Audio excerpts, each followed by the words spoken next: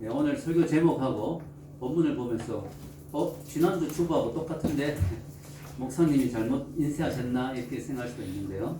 네, 오늘은 2입니다. 2. 하나님이 기뻐하시는 가정 2. 지난주에 이제 가정의 달을 맞이해서 말씀을 준비하다 보니까 한 주로 끝나긴 좀 아쉽더라고요. 그래서 그냥 하나님이 은혜 주시고 감동 주신 김에 그냥 이번 주까지 같이 해서 한 번 더 하려고 생각하겠습니다. 특별히 이번 주에는 좀 실천적인 부분, 구체적인 부분들을 좀 같이 좀 이야기해 보기를 원합니다. 저희 교회도 계속해서 가정들이 생기고 있고, 또 아기들이 생기고 있고, 또 결혼을 준비하고 있는 지체들이 있고, 곧 결혼할 사람들도 있습니다. 그래서 우리가 가정에 대한 내용들 정말 중요한 것 같고요. 특히 결혼에 관한 내용, 부부에 관한 내용들을 우리가 꼭 한번 해야 될 내용이라고 생각합니다. 그래서 오늘 말씀을 잘 듣고 하나님이 기뻐하시는 가정을 이루기 위해서 우리가 어떤 부분에서 준비되어야 된다, 어떤 부분을 정확하게 알아야 된다 하는 것을 한번 생각해 보기를 원합니다. 오늘 말씀을 중심으로 세 가지를 생각해 보기를 원합니다. 세 가지 주제, 떠남과 연합과 하나됨에 대해서 같이 생각하기 원합니다. 하나님이 기뻐하시는 가정을 이루기 위해서는 떠남과 연합과 하나됨을 잘해야 된다 하는 것이죠. 오늘 성경 말씀에 나와 있죠. 31절 같이 한번 읽어볼까요? 시작.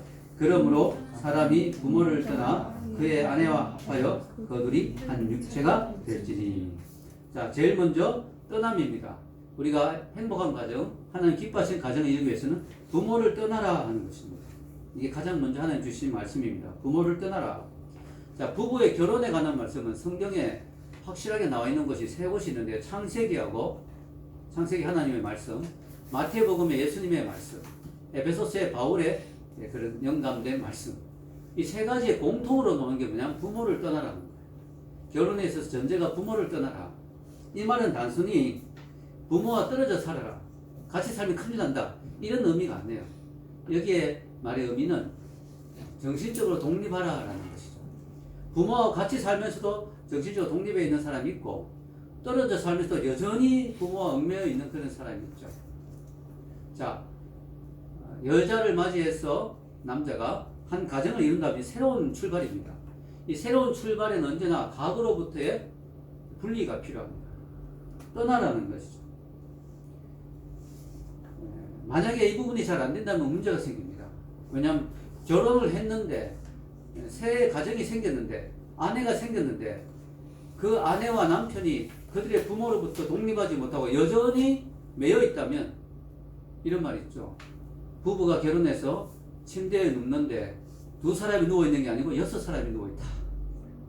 네, 남편의 부모와 엄마와 아버지도 같이 누워있고 영적으로 영향을 미친다는 거죠. 실제적으로 영향을 미친다. 또 부인 쪽에도 장모와 장인이 같이 침대에 누워있고 영향을 미치고 있고, 이러면 한 침대 안에 6명이 누워있으니까 얼마나 골치 아프겠습니까? 정신이 하나도 없죠. 문제가 계속 발생하죠. 그래서 부부의 침대는 2명이 눕는 거죠. 6명이 눕는 게 아니죠. 분리돼야 된다. 독립해야 된다. 성경은 떠남을 강조합니다. 기독교는 떠남을 강조하는 종교입니다. 창세기 12장에 보면 하나님이 아브라함에게 나타나셔서 제일 먼저 하신 말씀이 뭐예요? 읽어보겠습니다.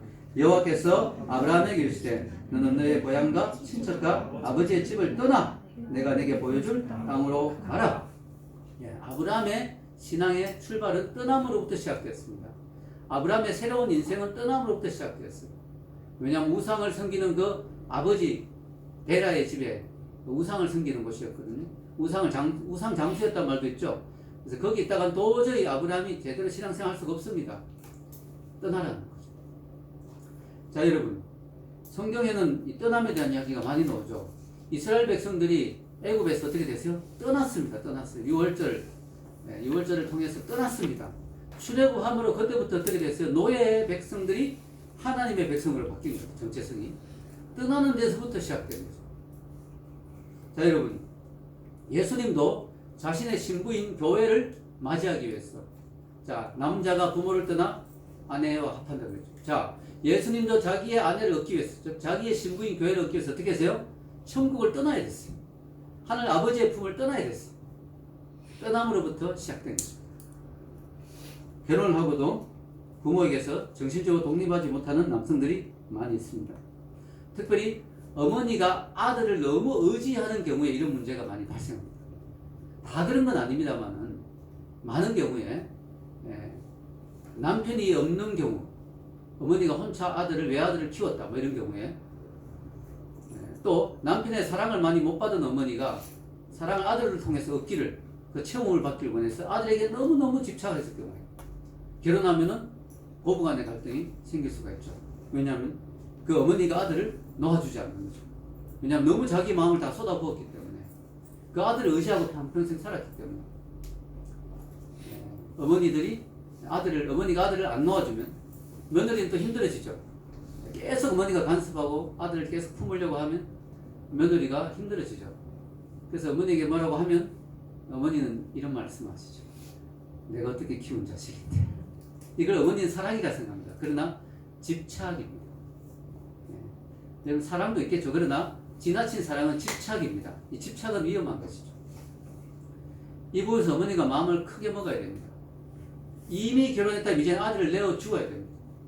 이제 더 이상 내 아들을 주장하면 안 됩니다. 순서적으로는 내 며느리의 남편이 먼저입니다. 내 며느리의 남편입니다. 더 이상 내 아들을 계속 주장하면 안 되죠. 자, 여러분, 아이가 태어납니다. 엄마 뱃속에서 오랫동안 있죠. 엄마와 아이의 그 밀착은 이루 말할 수가 없어요. 왜냐하면은 엄마 뱃속에서 있었으니까. 그냥 옆에 있는 게 아니고 엄마 아예 뱃속에서 있었고, 엄마로부터 영양분을 공급받았고, 엄마의 심장소리를 들으면서 아이가 몇 달 동안 있었죠. 태어나면 아이가 탯줄을 가지고 태어납니다. 엄마와 연결된 끈이 탯줄입니다. 근데 엄마가 내 아이를 어떻게 떠나보내면서 탯줄 안 끊어주면 어떻게 될까요? 아이는 죽습니다. 엄마도 죽습니다. 큰일 납니다. 아프지만, 힘들지만, 이제는 아이가 태어났기 때문에, 이제 아이는 독립적인 존재로 나왔기 때문에, 이제는 아프지만 끊어야 됩니다. 탯줄. 결혼할 때 한 번 더 영적 탯줄을 끊는 거예요. 육체적인 탯줄을 태어날 때 끊지만 정신적으로는 분리되지 못하고 막 붙어 있잖아요. 근데 결혼할 때 그 순간에 끊어야 돼요. 아프지만 잘라야 돼요. 그런 결단이 필요해요.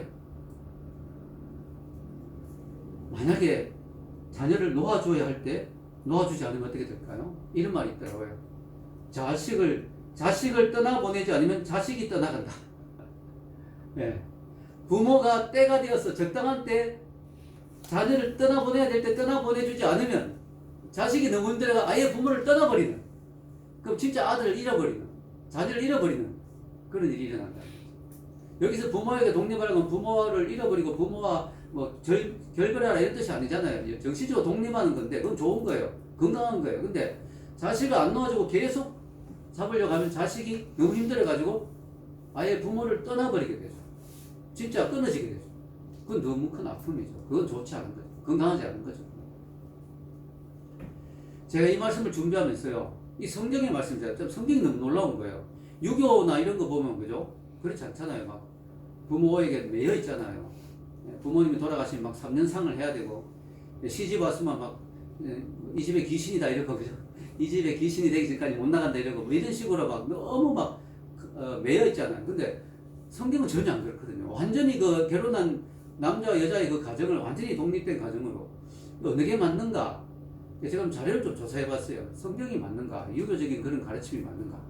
너무 놀랍게도요. 가정법원 판사들 뭐냐면 이혼 같은 거 결정한 사람이 가정법원 판사거든요. 그들이 이렇게 말합니다. 가정불화의 가장 큰 원인이 뭐냐? 이혼 소송 부부들 10쌍 가운데 9쌍이 양가의 간섭이 원인이다.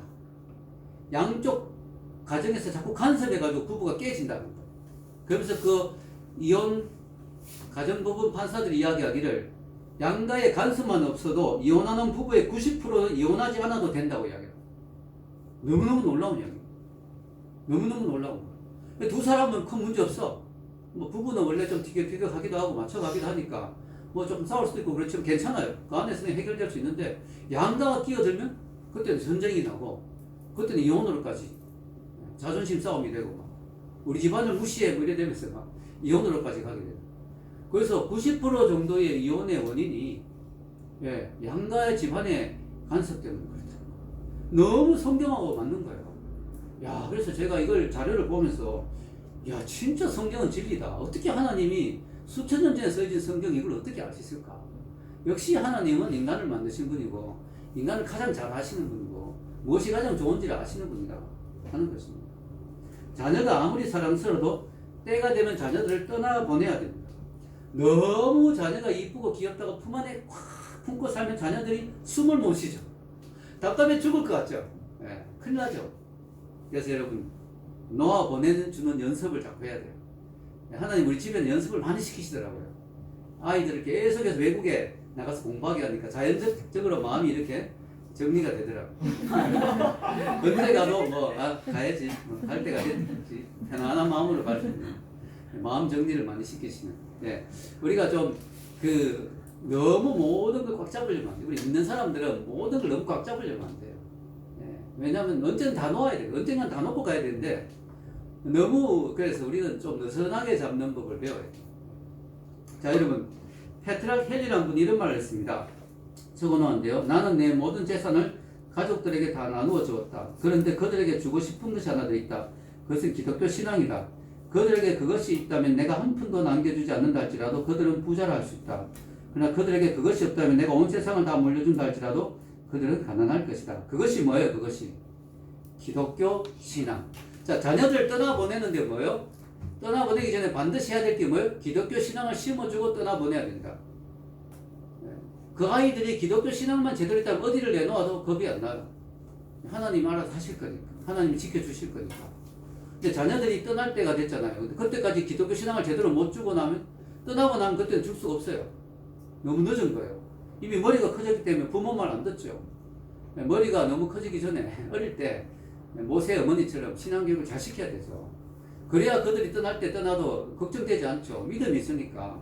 실제로 제가 우리 아이들 미국 가고 이래가지고 떠나보내는 연습 많이 했고 괜찮다 이런 말 하는데 믿음이 없었으면 정말 불안하고 두려웠을 거예요. 근데 신앙이 있으니까 하나님이 나보다 더 잘 하실 텐데, 아빠 찬스보다 더 좋은 게 뭐예요? 하나님 찬스. 기도하면 하나님 찬스가 언제나 오잖아요. 아멘? 예, 하나님 찬스가 중요한 거죠. 그래서 여러분 이 기독교 신앙을 잘 주고 떠나보내야 되는 거죠. 그걸 반드시 기억해야 됩니다. 개주 경기에서 제가 자주 하는 말이지만 개주 경기는 4명인가요? 막 달리잖아요. 바톤을 주고 받잖아요. 아무리 열심히 달려도 바톤 넘겨주지 못하고 바톤 받지 못하고 달리면 1등 할 수가 없죠. 그 경기에서 실격입니다. 그죠? 우리 자녀들을 아무리 세상에서 의사로 키우고 부자로 키우고 세상에서 성공을 시키고 부모가 과외를 시켜서 고액 과외를 시켜서 세상에서 최고 대학을 들어가도 걔들이 신앙이 없으면 어떻게 돼요? 실패한 거예요. 자녀들. 바톤을 넘겨주지 못했잖아요. 믿음의 바톤을 넘겨줘야지. 내 아이들이 믿음의 바톤을 잘 받아가야죠. 그리고 그 아이들이 이룰 과정에서 그 아이들이 자기의 자녀들에게 또 바톤을 넘겨줘야죠. 예. 나의 자녀들, 나의 손자들이 바톤을 잘 받아가야 되는 거예요. 자, 여러분. 떠남. 첫 번째 강조가 떠남입니다. 영적으로 보면 어떻게 될까요? 결혼이 부모로부터의 떠남으로부터 시작되듯이 뭐예요? 그러니까 영적인 신앙의 성장, 예수 그리스도와 함께하는 새로운 삶도 뭐예요? 세상으로부터 떠남으로부터 시작된다. 내가 예수를 믿는데도 여전히 세상에 즐기던 모든 것들, 세상에 갖고 있던 모든 가치관들, 세상에 추구하는 모든 것들을 그대로 추구한다면 세상 친구들도 그대로 다 있고 세상의 취미도 그대로 하고 나쁜 버릇들도 그대로 다 가지고 있고 세상적인 사고방식도 그대로 다 가지고 있다면 곤란하죠. 영적인 성장이 없겠죠. 예수님과 함께 새롭게 시작되는 우리 신앙, 우리 예수님의 신부인데 신앙이신 예수님을 만났다면 우리가 그때부터 떠남이 필요한 거예요. 떠남. 정리가 필요해요. 그때부터 정리할 게 필요해요. 하나씩 정리를 해야 돼요. 아멘? 네. 두 번째는 떠남. 그 다음 뭐예요? 연합이죠. 연합. 아내와 연합하라. 그러므로 사람이 부모를 떠나 그의 아내와 합하여 연합하여. 이 연합은 완전히 달라붙는 걸 의미합니다. 성경에 연합이 어디 있었냐면 욥기서 같은 데 보면 욥이 너무 말라가지고 뼈하고 가죽이 지금 붙었다 할 때 그 연합이라는 이 단어를 같은 단어 했어요. 연합. 완전히 달라붙는 거. 쫙 달라붙는 거. 자, 여러분. 결혼을 하게 되면요. 이제 더 이상 나를 주장하면 안 돼요. 결혼해놓고도 남편이 아내에게 또 아내가 남편에게 내 시간이 필요한데 내 친구가 어쩌고 내 마음대로 해야 되는데 내 방식이 이건데 나를 자꾸 주장하면 안 돼요. 우리는 어떻게 해야 될까? 우리 가정이 제일 좋은 게 뭘까? 우리 가정은 시간을 어떻게 활용해야 될까? 우리 가정은 물질을 어떻게 모으고 어떻게 써야 될까? 우리. 그때부터 우리. 그래서 여러분 웨딩이라는 단어 있죠. 웨딩, 결혼식. 웨딩을 보면 재밌어요. W-E-D-D-I-N-G. 자, W-E로 시작해요. we, 우리. 그 다음 나, I도 나와요. I는 뒤에 나와. W-E-D-D-I-N-G. I가 we보다 먼저 오면 안 되는 거예요. 결혼하면 we가 먼저 나와야 돼요. 우리가 먼저예요. 우리가 먼저. 모든 걸 우리의 관점에서 생각해요. 그 연합의 중요한 전제죠. 자꾸 나를 주장하고 나를 고집하면 연합이 될 수 없죠.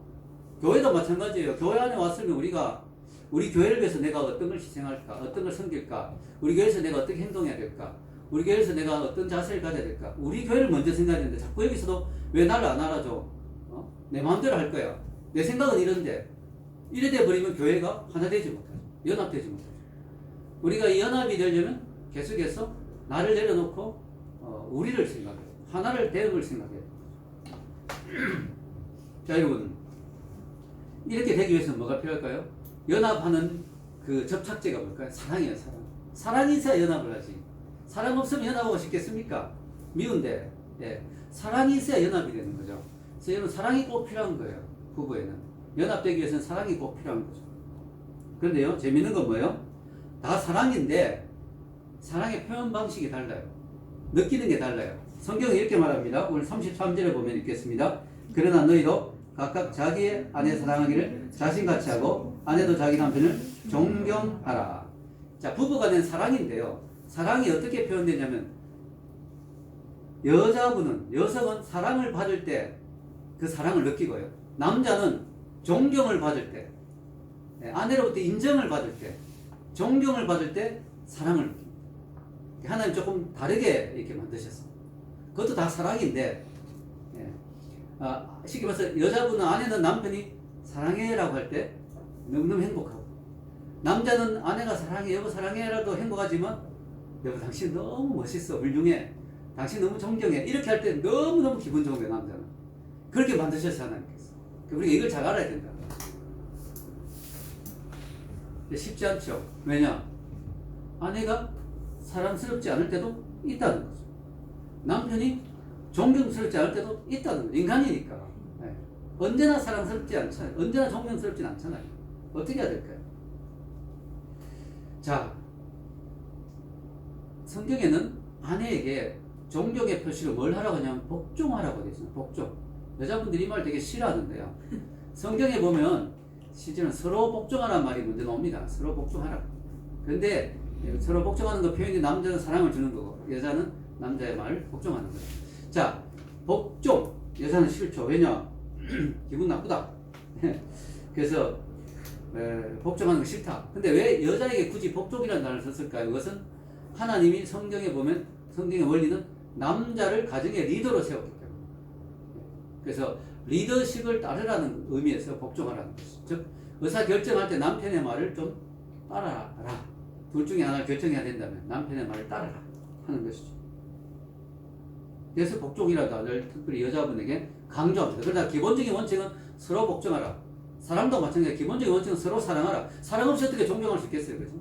기본적인 원칙은 서로 사랑하라. 기본적인 원칙은 서로 복종하라. 그러나 우리가 좀 더 잘 이해하기 쉽도록 그것을 남자에게는 사랑하라고 표현하고 여자에게는 복종하라고 표현합니다. 자, 복종해야 됩니다. 근데 여자분들이 복종 안 하고 뭐래요? 조종합니다. 남편에게 복종하고 남편을 조종해요. 자, 남편이 가정의 머리라 했잖아요. 그럼 여자는 가정의 뭘까요? 심장이에요, 심장. 근데 어떤 여자는 목이죠, 목. 머리를 막 마음대로 휘두르죠. 네. 복종해야 되는데 조종하면 안 됩니다. 왜 그렇게 되냐? 죄성 때문에, 죄성. 기분 나쁘다 이거죠. 복종하기 싫다 이거죠. 물론 남자도 잘해야 되죠. 복종하고 싶은 마음이 들도록 행동해야 되죠. 그러나 원칙은 뭐예요? 존경스럽지 않더라도 기본적으로 복종하는 자세를 가져라. 이렇게 우리가 결혼 생활이 어려운 이유는 우리 속에 있는 죄성 때문입니다. 죄성. 거기다가 또 뭐가 있는지 아세요? 상처. 이게 또 무서운 거예요. 상처가 보이지 않는데 이게 무서운 거예요. 보이지 않는 괴물이에요. 특히 어릴 때부터 뭐 부모로부터 무시당하는 그런 상처랄까, 친구들로부터 무시당했는 상처랄까, 형제 자매들로부터 무시되어 있는 상처랄까, 이런 것들이 속에 있을 수가 있어요. 또 예를 들어 사랑을 많이 못 받고 자랐다든가. 그럼 어떻게 돼요? 그 사람이 자꾸 사랑을 갈구하게 되겠죠. 그 사람 겉으로는 어른인데 나이가 됐으니까 나이가 30 됐고 뭐 이러니까 어른이야. 겉으로는 멀쩡한 어른이야. 그래서 결혼도 해. 근데 그 속에 뭐요? 상처받은 아이가 있는 거죠. 그걸 어른아이라 그러잖아. 어른아이. 예, 내 속에 울고 있는 내가 있어요. 뭐 이런 말 있잖아요. 심리학 책에 보면. 예, 멀쩡한데 내 속에는 울고 있는 내가 있는 거예요. 왜? 상처가 치료를 안 받았으니까. 그 상처가 결혼하면은 가장 가까운 사람에게 드러나게 되죠. 상처를 주는 거죠. 힘든 거죠. 이게 또 사탄이 나쁜 놈이어서 이 상처를 용하게 알고 그걸 가지고 다 그게 소금을 뿌립니다. 그죠?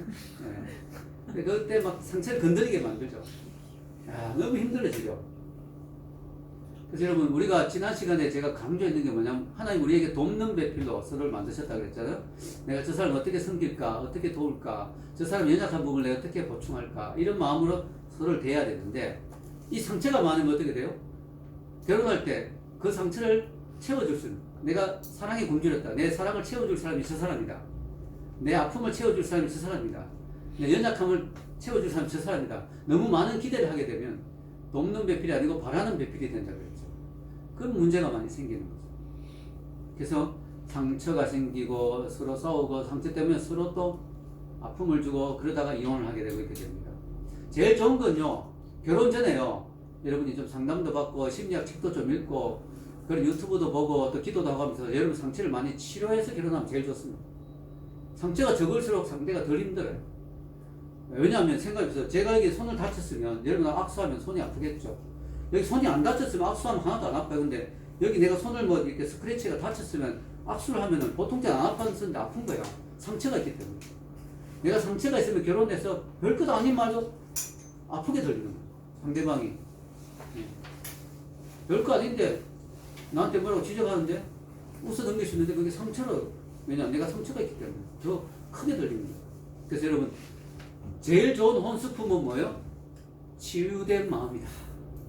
치유된 마음이다. 내가 치료를 받고 치유돼서 상처가 많이 극복돼서 결혼하면 상대가 더 행복할 수 있어요. 상대방에게 줄 수 있는 제일 좋은 선물이에요. 사실 냉장고 좋은 거 사는 그거보다 더 좋은 거예요. 최고의 혼수품은 상처가 치유된 마음. 자, 여러분, 그래서 많은 사람들이, 현대인들이요, 너무너무 많은 상처를 받고 살아가고 있어요. 잘 모르는 거예요, 현대인들이. 그러다 보니까 결혼해서 막 서로가 아프잖아요. 근데 이게 그 사람이 아주 나쁜 사람이어서 아픈 것도 있을 수 있겠지만, 많은 경우에는 뭐예요? 그 사람은 그렇게 나쁜 뜻으로 이야기 안 했지만, 내가 상처가 있으면 그게 더 크게 들리고, 싸우고, 이혼하고. 그 방법밖에 없느냐?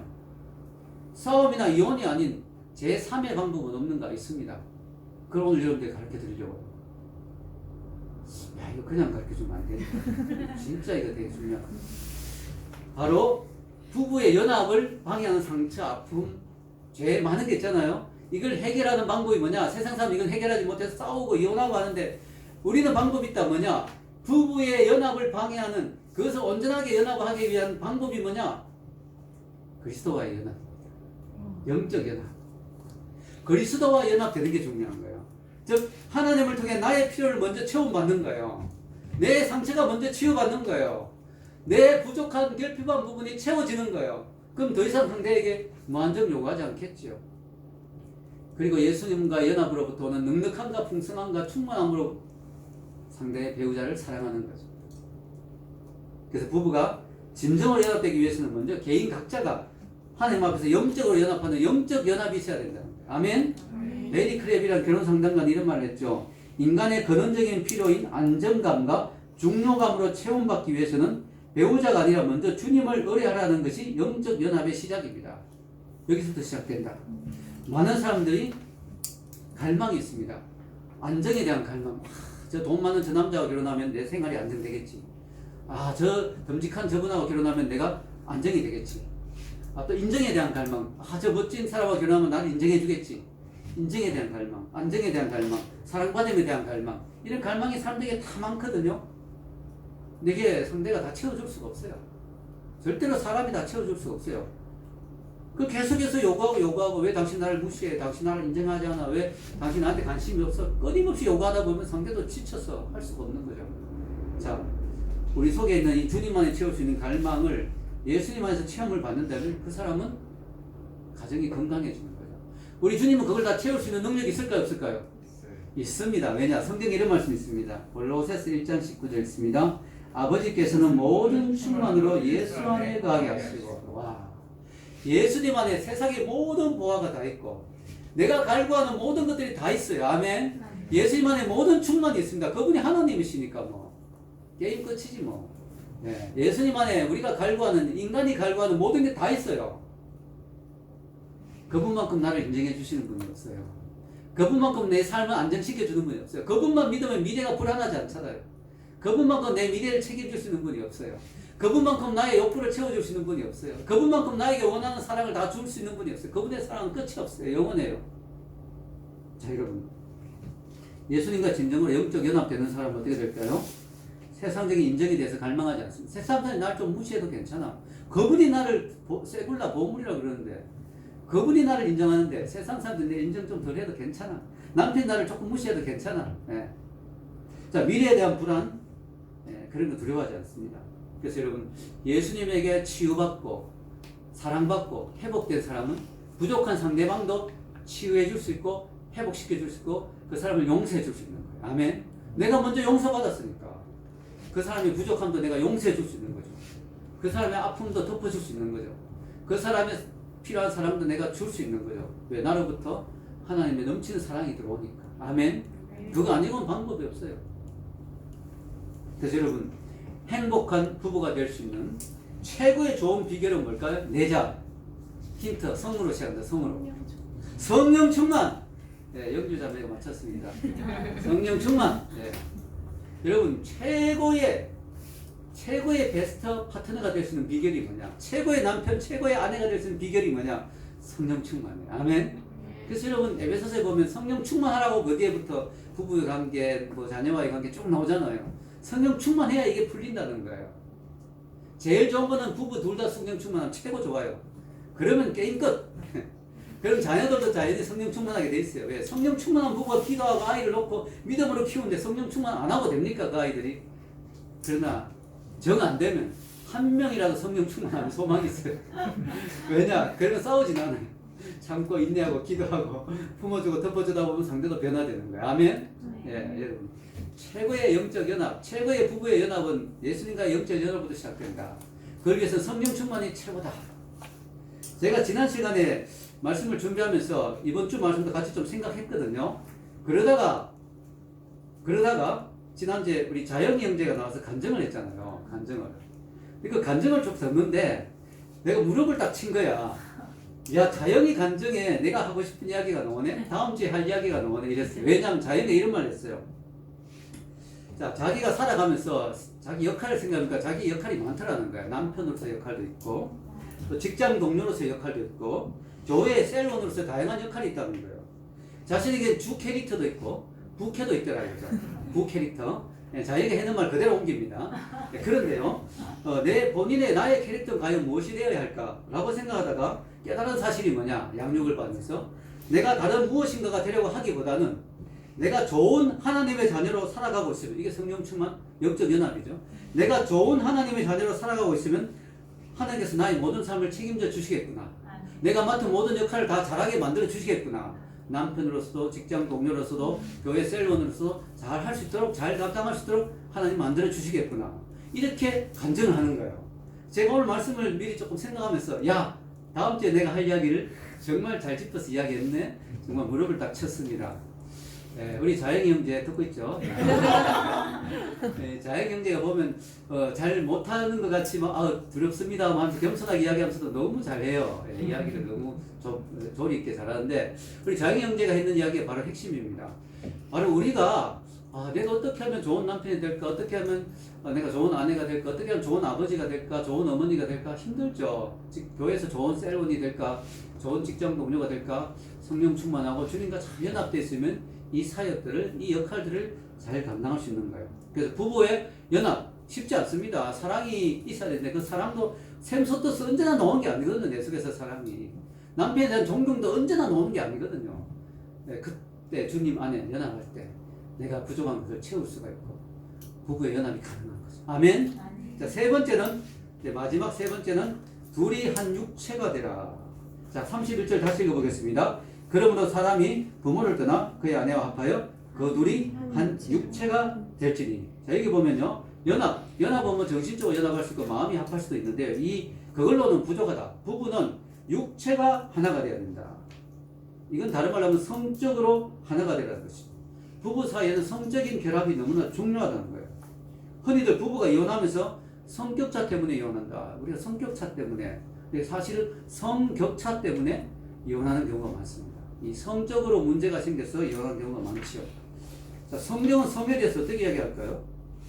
자, 우리가 성에 대해서 교회에서 이야기하면 참 어렵잖아요. 조심스럽고. 저도 잘 못했어요. 근데 큰 마음 먹고 하는 거예요. 자, 근데 여러분 보세요. 여기 초등학생이 없기 때문에. 자, 근데 여러분, 이 성에 대해서 이야기할 때 제일 먼저 해야 될 질문은 이거예요. 성을 누가 만들었을까? 우리는 착각합니다. 성은 사탄이 만든 게 아닌가? 이렇게 생각할 수 있어요. 성이 너무 안 좋은 걸로 우리가 많이 인식이 되기 때문에. 그런데 가만히 보면 성경에 보면 성은 하나님이 만드셨어요. 남자와 여자를 만드신 분이 누구예요? 하나님이죠. 그러므로 성은 사탄이 만든 게 아니라 하나님의 창조물이에요. 자, 성에 대한 예수님의 의견은 어떨까요? 읽어보겠습니다. 마태복음 19장 4절에서 6절 읽겠습니다. 예수께서 대답하여 이르시되 사람을 지으시니가 본래 그들을 남자와 여자로 지으시고 말씀하시기를 그러므로 사람이 그 부모를 떠나서 아내에게 합하여 그 둘이 한 몸이 될지니라 하신 것을 읽지 못하였느냐. 그런즉 이제 둘이 아니요 한 몸이니 그러므로 하나님이 짝 지어주신 것을 사람이 나누지 못할지니라 하시니. 아멘. 예수님께서 하시는 말씀은 사람을 지으시니가 본래 그들을 남자와 여자로 지으셨다. 이 속이 다르죠. 남자와 여자. 그리고 결혼한 부부를 통해서 향해서 둘이 아닌 하나라고 하나님 말씀하셨다는 거예요. 하나님 짝 지어주신 걸 사람이 나누지 못한다면서 예수님이 하신 말씀에 한 몸이란 말이 두 번이나 나와요. 이 한 몸이란 표현은 바로 다른 말로 하면 성적으로 하나 되는 거죠. 예수님도 성을 인정하시는 거죠. 예. 근데 문제는 뭐예요? 사탄이 잘하는 짓이 뭐예요? 언제 하나님 만드신 좋은 걸 가지고 나쁘게 만드는 거. 좋은 걸 왜곡시켜서 망치는 거. 그게 사탄이 잘하는 거잖아요. 성도 마찬가지죠.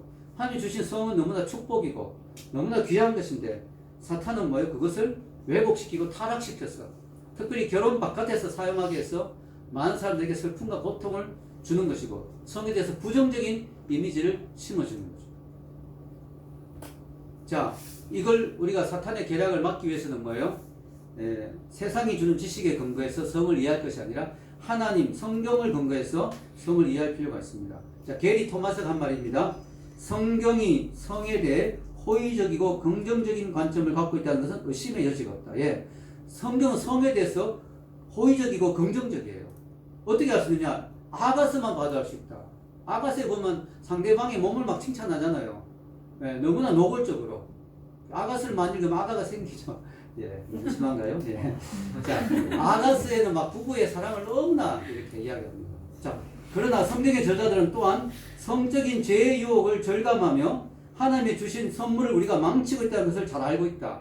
예, 성경에 보면 성을 잘못 사용해서 망치는 사람도 많이 나오죠. 삼손 같은 사람, 솔로몬 같은 사람, 그죠? 그걸 성경은 다윗도 마찬가지죠. 성경은 많이 그것을 조심하라고 이야기합니다. 경고합니다.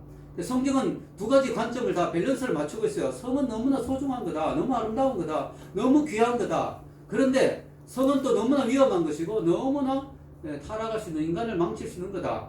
두 가지를 다 이야기합니다. 그래서 우리가 성적 갈망의 바다를 항해를 할 때 결혼제도가 매우 중요한 역할을 하는 이유가 바로 이것이다.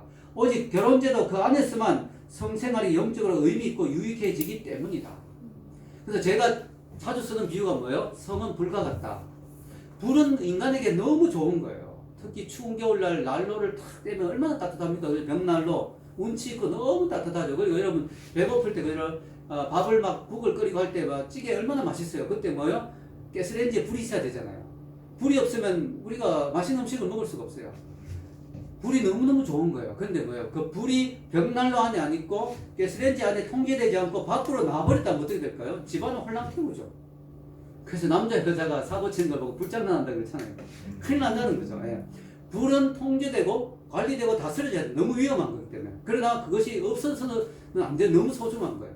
성은 마찬가지죠. 성은 결혼이라는 울타리 안에서 관리되고 통제될 때 그건 너무 인간에게 유익한 거죠.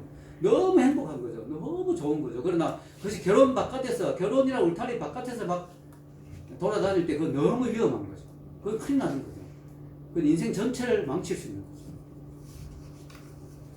자, 여러분, 성은 하나님 안에서 결혼 안에서 사용되지만 너무나 소중한 거예요.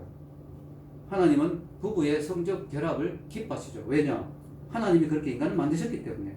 자, 성경에 이런 말씀이 있습니다. 창세기 4장 1절 읽겠습니다. 아담이 그의 아내 하와를 동침하며 하와가 임신하여 가인을 낳고 이르되 내가 여호와로 말미암아 덕남하였다 하며 덕남하였다, 아들을 얻었다. 내가 여호와로 말미암아. 자, 아들을 얻기 위해서 동침했다는 거예요. 이 부부의 성적인 결합이죠. 여기에 하나님이 개입하셨다는 거죠. 개입하셔서 아들을 주셨다. 여호와로 말미암아 내 아들이 태어났다. 부부의 성적 결합에 하나님이 개입하신 거죠. 성경에 이런 내용이 많습니다. 예를 들어 아이를 못 낳던 사라가 임신하게 됐어요. 하나님이 개입해 주셔가지고.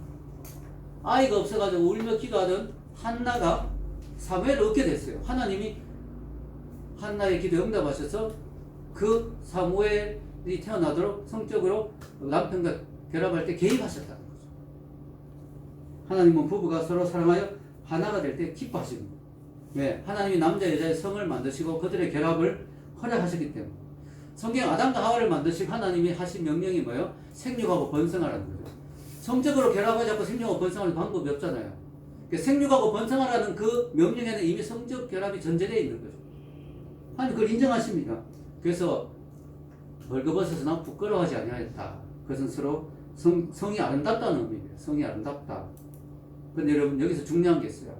부부가 결혼하면 성을 이제 합법적으로 마음껏 누릴 수 있는데 여기에 두 가지 우리가 기억해야 되겠어요. 첫째는 뭐냐? 이제 결혼했다면 성은 두 사람의 공유물이다. 즉 한 사람이 자기의 성을 주장하지 못한다. 성경에 이런 말씀이 있습니다. 읽겠습니다. 고린도전서 7장 3절에서 4절 읽겠습니다. 남편은 그 아내에 대한 의무를 다하고 아내도 그 남편에게 그렇게 할지라. 아내는 자기 몸을 주장하지 못하고 오직 그 남편이 하며 남편도 그와 같이 자기 몸을 주장하지 못하고 오직 그 아내가 하나님이. 이게 무슨 뜻입니까? 결혼을 했다면 이제 부부의 성은 자기의 것을 주장할 수 없다. 이제 상대방이 요구하면 내어줄 수 있어야 됩니다. 거절하면 안 된다. 책임감이 있다. 왜냐하면 부부는 한 몸이고 서로를 위해서 존재하기 때문이죠. 그러나 그렇다고 일방적인 요구는 안 된다는 거죠. 왜냐? 이 말씀이 맞지만 그러나 그렇다고 일방적으로 요구하면 안 된다. 왜냐하면 인간에게 자유의지가 있기 때문에. 여러분 그렇잖아요. 하나님도 우리를 마음대로 못하는데 하나님도 우리를 마음대로 안 하시잖아요. 우리가 자유의지가 있기 때문에 우리가 싫어요 그러면 기다리시고 또 뭐 기회를 더 주시고 뭐 이러지 막 바로 뭐 때려잡지 않잖아요. 하나님도 우리를 함부로 못 하시는데 남편이고 아내에게 함부로 요구하면 안 되고 아내도 남편에게 함부로. 그래서 여러분 거기에 대한 책임감은 있지만 무조건적인 건 아니다. 그래서 두 번째를 기억해야 됩니다. 뭐냐? 하나님 부부가 성적으로 결합되고 하나 되기를 원하지만 뭐요? 먼저 사랑의 관계가 전제돼야 됩니다. 왜냐하면 성은 동물적 욕구를 채우는 것만이 아니기 때문에 단순한 짝짓기가 아니라는 거죠. 이 성은 하나님 안에서 고귀한 거죠. 성은 뭐냐? 부부가 서로를 너무나 사랑해서 자기를 상대방에게 내어주는 행위가 바로 성입니다. 상대방의 자신을 내어주는 행위. 그래서 여러분 하나님이 어떻게 만드셨냐면 남자는 그냥 마음이 없어도 성적으로 결합할 수 있지만 여자는 마음이 있어야 결합하도록 그렇게 만드셨어요. 한쪽을 브레이크를 걸 수 있도록 만드셨어요. 안 그러면은 사랑이 없는 성적인 결합이 될 수 있기 때문에 하나님이 여자는 마음이 있어야 몸이 반응할 수 있도록 그렇게 만드셨어요. 그래서 여러분 남자가 반드시 기억해야 할 게 뭐냐? 비록 아내일지라도 몸을 요구하기 전에 마음을 먼저 해야 됩니다. 그래서 여러분 결혼하기 전에 보면 남자들이 여자에게 온갖 충성을 다하잖아요. 왜냐?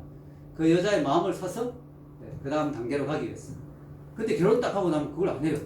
왜냐? 이제 내 사람이니까 내 마음대로 할 수 있다고 생각하는 거예요. 아닙니다. 그 성경적인 관점에서 보면 그건 아닙니다.